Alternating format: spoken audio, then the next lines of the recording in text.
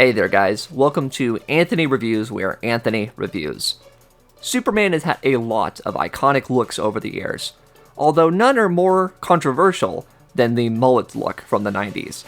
Dan Jurgens, the original sort of writer and artist from that time, is very adamant to let you know that it is not a mullet, it is in fact long hair. Long hair, mullet, however you look at it, I was sitting here wondering, how many action figures are there of this sort of mullet Superman? There's gotta be at least a few that isn't just the black solar suit, right? And so through a little digging, I found the answer. And so I wanted to share with you every single mullet Superman figure there is.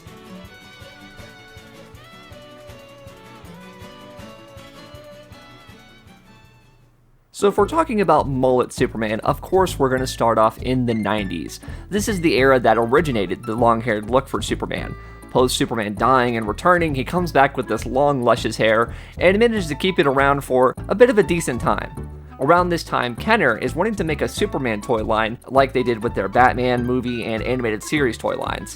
So in 1995, Kenner releases their Man of Steel action figure line, featuring Superman and several other characters. Okay, I say a lot about the characters. It's Superman and a few characters, and Superman over and over again. But we're just going to be focusing on the long hair looks. The first one we're looking at is sort of the base, simple Superman called Power Flight Superman. This Superman comes in the standard sort of blue and red outfit, how you'd imagine Superman to look. And of course, he does have that long hair. This figure also comes with a sort of chain, like sort of a chain link that's sort of like meant to break out of, like sort of iconic Superman covers. It's a pretty flimsy, basic sort of accessory, but as a Superman figure, it does hit all the points. It's not very exaggerated, which we'll get to with later 90s toys, but this one feels like sort of a step between the exaggerated 90s figures of the late 90s and say the earlier days of Kenner superhero figures. All in all, I do like it. The next figure we're looking at is probably the figure that people would think of when they think long-haired Superman. This one is called Laser Superman because, well, he comes with a big laser gun. And I will say this is one of the few exemptions where it actually makes sense for Superman to come with any kind of weapon in general. You see, Superman comes back from the dead, he's not fully powered yet. That's actually why he's wearing the black suit to sort of absorb the solar energy.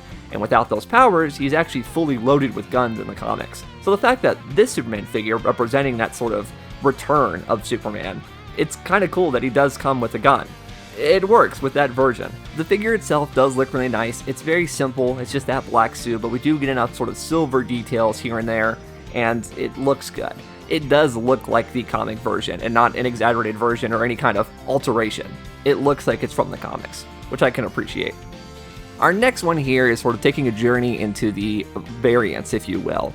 This Superman here is called Full Assault Superman. He came in a 2-pack with Massacre. It's more of a battle damage Superman. You know, you kind of look at him, he's got sort of torn aspects of his costume. Nothing on the face is pretty much the same, but overall it does feel a very, like, war-torn, you know, battled, hardened Superman. But it is still very close to a regular Superman design. It's still the red and blue, nothing too out of the ordinary. It's just some patches of exposed flesh here and there. It's pretty fine.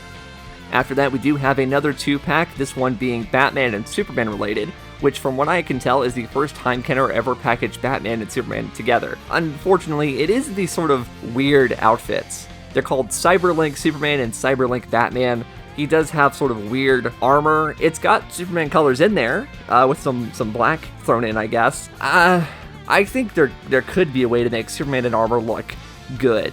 I think this is pretty bare minimum. I don't think it's like atrocious, but yeah, it's not exactly my thing. This figure would go on to be released in another 2-pack, still being Cyberlink Superman and Batman, this time with cards instead of a comic. And they do go for a more silver approach to the armor, which I think I prefer, honestly. I think the sort of silver chest piece and the sort of boots and everything, I think it does add to it being a sort of cyber armored Superman. So I guess out of the two, I guess I would pick this one.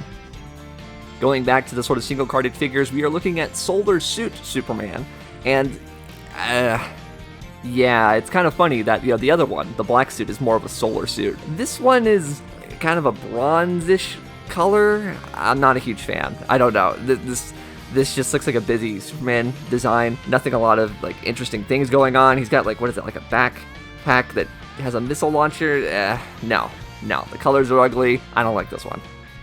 If you thought Superman didn't need a vehicle, well, what about Clark Kent, right? Like, he's gotta look like he drives around in normal places. And that's what we have here. We have the Matrix Conversion Coupe, which features a Clark Kent that's supposed to go with these other Superman figures. So naturally, he's got a ponytail. Kind of an interesting look. It's a little different. I guess it's a way to make Clark Kent not look like Superman. If his hair's tied up, it doesn't look the same as the long flowing locks. Sure.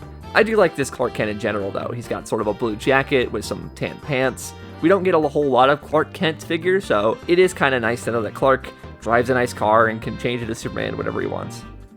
Going into 1996, we start to see some different items for the Man of Steel. This first one here is Ultimate Superman, which is sort of a large figure that came with a base, and it's just kind of a statue. Like, technically, its arm can move, but what exactly you're supposed to do with this thing? I guess it's nice if you just wanted Superman to put on your top shelf and be there as a kid, but ultimately, there's not a whole lot of play value, which makes the term Ultimate Superman kind of weird. In comparison, though, we do have the 12-inch Man of Steel doll from Kmart. I say doll, I guess you could call it an action figure, but especially since nowadays we sort of associate action figures with the 6-inch and lower scale, seeing any kind of 12-inch figure, whether it's articulated or not, does have a sort of doll mentality with its soft goods and general features. So this one at least is an articulated sort of figure. You can move it around, you can do Superman-y things, although it does feature that sort of 12-inch scale, which it feels like, especially in the 90s, that was going away. In the late 90s, starting with 1996, we do start to approach the more exaggerated nature of action figures. After Todd McFarlane launched his sort of Spawn figures, which had more crazy dynamic posing and very intricate sculpt, we got figures like that in other lines, including Total Justice, a whole line of DC figures that were sort of roided out and crazy looking. This, of course, included Superman. Superman himself comes with this sort of armor attachment and looks to be like a kryptonite laser. It's funny that Superman comes with anything related to kryptonite. You think he would want to stay away from it, but this Superman is fine. It's a bit exaggerated. He does look like his neck could explode at any second, but I mean, it's just the standard Superman look. Nothing too crazy or out of the norm. And the last long-haired Superman to feature in the Total Justice line was actually a mail-away figure of, hey, this is the Cyberlink Superman. Yep, it's the exact same figure from those two packs, except in more of a translucent red with blue accents. And, of course, as an action figure collector and a fan of translucent things, this one is definitely the best one. If you could get this one, which it's a mail-away, so it might be a little difficult now, you should probably pick this one out of the bunch. After this, though, things start to go a bit quiet. Superman eventually ditched the long hair when he became the sort of red and blue Superman from that time, and so there was really no need to make long-haired Superman figures. That's just not how he looked anymore, so why exactly would you need to make this representation? So moving forward, it's actually kind of sparse and very, very specific iteration of Superman that would ever feature the mullet again. For example, the next time we would see a long-haired Superman would be from DC Direct in 2004. This was part of their Return of Superman line, which featured other characters like Cyborg Superman and Steel and, you know, the bunch. So of course, if you're going to have a Superman, he's going to be in that black suit and with that long flowing hair. This one is pretty simple. He doesn't come with anything other than a stand, but he does feature the right elements. He has the sort of silver bracelets and the big silver S. It still looks like what you would expect for the sort of black suit Superman. And this is really kind of the only version of Superman that would have long hair for the most part. Speaking of which, in 2007, we got the animated movie Superman Doomsday, which was a sort of adaptation of the comics in a way. It took elements from it, and it used a sort of Bruce Timm art style, even though it didn't fit in with any of the other, DC animated shows or anything like that. However, it did get limited figures, and so we have a Superman in the black solar suit. This one is far busier than I would say the comic book version is. It's got all sorts of, panels, and it's got a belt, and honestly, I'm not a huge fan of it. I guess I kind of like how it is just the silver S instead of the whole chest piece being silver. There's sort of silver on black going on there, but ultimately, yeah, I don't really think it works, to be honest, but it is an option if you're sort of a black suit completionist. By 2008, we've seen to move into a larger scale permanently. No longer are we dealing with anything between 3 3/4 to 5 inch, but collectors are looking for the 6 inch scale.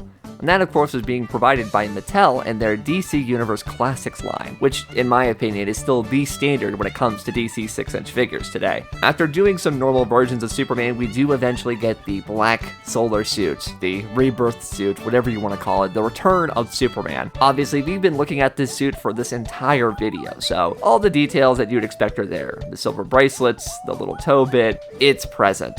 The Superman sculpt looked really nice. I like the long hair. Ultimately, it is a really good representation of this version of Superman.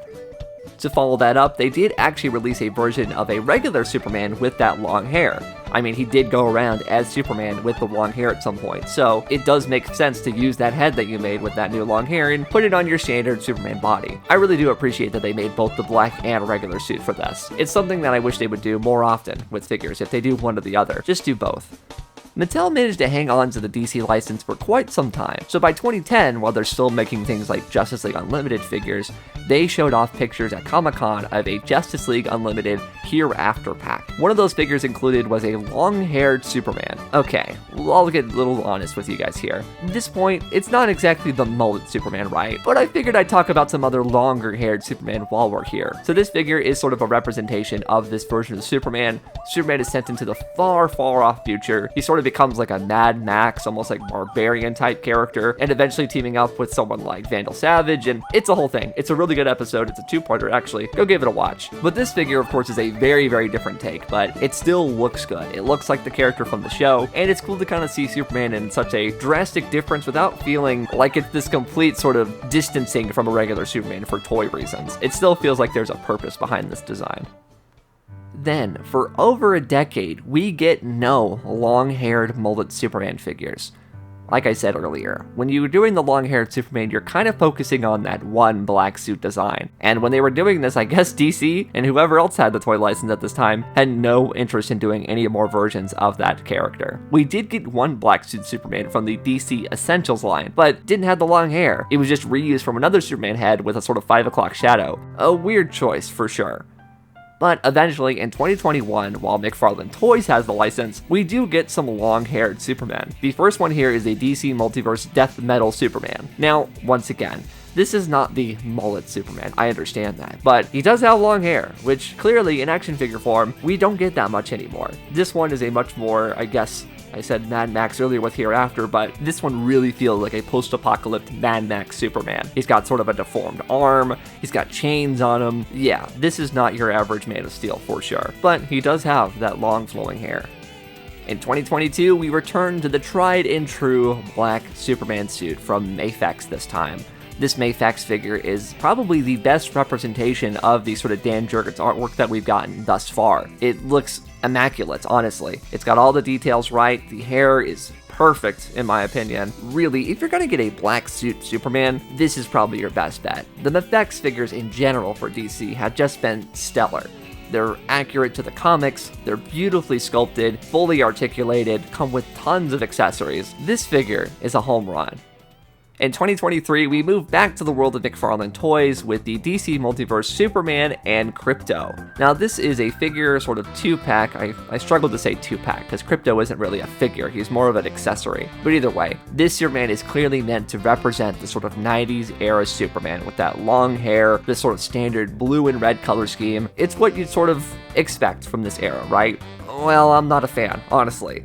This body is a reuse of the sort of Frank Miller Dark Knight Returns Superman figure that they had already done, which is why he kind of looks like he's wearing a muscle suit. He's really puffy. I feel like his head is too small, and someone could argue like, well, it's meant to replicate those, really muscular 90s bodies. Not Frank Miller buff, though. That's kind of like its own different thing. Yeah, I don't like this one.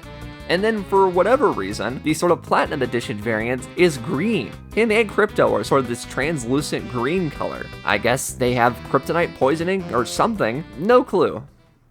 The most recent mullet Superman figure is actually one that has yet to release, that being the 2024 Mezco Solar Suit Superman. Of course, we are returning to that black suit, but this one is a little bit unique. This one being Mezco has sort of a soft goods motif going on, and comes with a decent amount of alternate heads. Not only do you get the long-haired sort of standard Superman, but you also get a long-haired and bearded look, which kind of makes more sense, right? Like if Superman's hair grows out, it's not just going to be the one like top of his head, it's going to be on his his face too. Either way, you do have options here, a ton of different hands, and I like the way the black suit and all the silver accents look. It's not maybe a one-to-one accurate version of the comics, but it is a very cool sort of new take on that classic design. This video is brought to you in part by Hobby Link Japan. If you're a fan of things like Super Sentai or just Japanese media in general, why don't you check out Hobby Link Japan?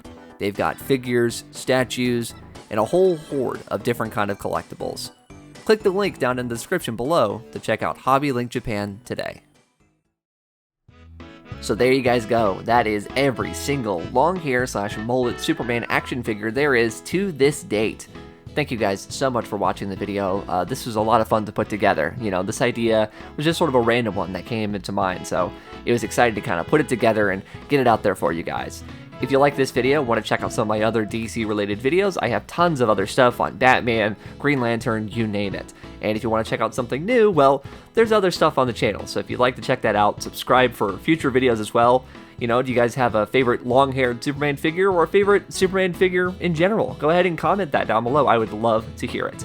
I'm also on my socials at Anthony Lantern, which you can check out in the description. And I guess that's it, guys. So once again, thank you guys so much for watching, and take care.